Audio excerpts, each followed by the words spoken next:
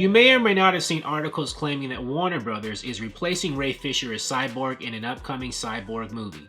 The original source is We Got This Covered, which means this could very well be fake news, but it brings up an interesting question considering recent events.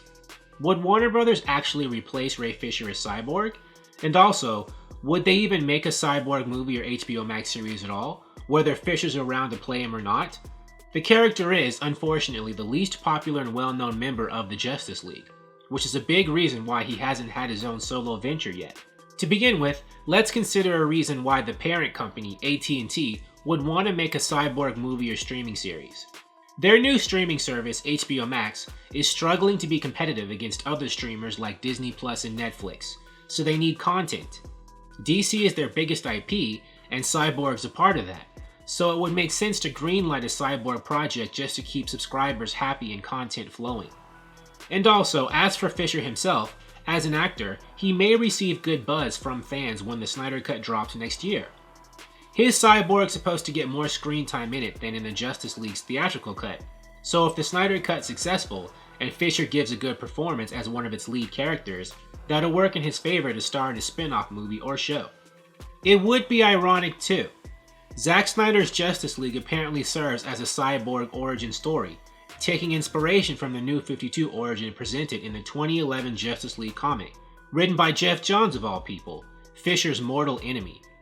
Johns is one of multiple people at Warner Brothers Fisher's attacked relentlessly on social media and in the press for alleged abusive behavior stemming from the theatrical cut of Justice League's troubled production. That alleged misconduct's at the core of a workplace investigation that's likely claimed one casualty so far. Writer-director Joss Whedon. Around Thanksgiving, Whedon left a series he was doing for HBO Max, The Nevers, and it's possible he was actually fired. Fisher claims findings from the investigation are the reason why Whedon was canned, though no one at Warner Brothers or AT&T has confirmed this. But as of this recording, all the other people Fisher's called out are still working with the company, including Jeff Johns, John Berg, and Toby Emmerich. And all three of these men have more power than Whedon did. Johns and Berg are producers on projects, and Emmerich's the current Warner Brothers chairman. Could they use that power to kick Fisher out of his Cyborg job? I'm sure they're not happy with him for accusing them in public. These days, that sort of thing damages reputations and costs people jobs and careers, as it may have already done to Joss Whedon. Their spokespeople have given statements in multiple articles painting Fisher in a negative light, rubbishing his abuse claims, and portraying him as difficult and simply unhappy with not getting enough screen time as Cyborg. One recent Hollywood Reporter article seemed like a warning shot threatening Fisher to calm down or else, if you read between the lines.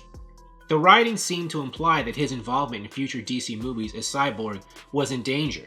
This We Got This Covered article claiming Fisher's been fired could be more of the same.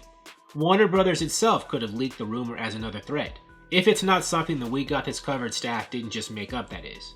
But as that We Got This Covered article also claimed, if Warner Brothers were to fire Fisher, they'd create a backlash among angry Ray Fisher stans and Snyderverse stans.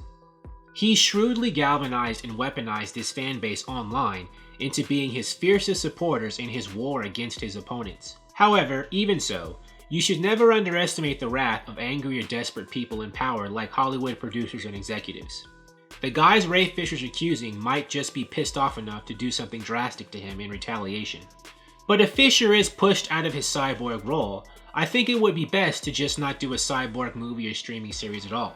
Many fans might be so upset that they wouldn't accept anyone else in the role, unless it was somebody like Denzel Washington or Jamie Foxx or something. But something tells me Warner Brothers isn't going to call either of those guys up.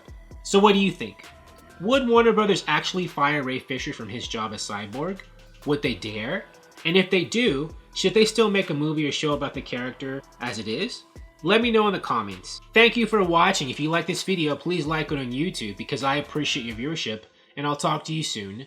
Bye.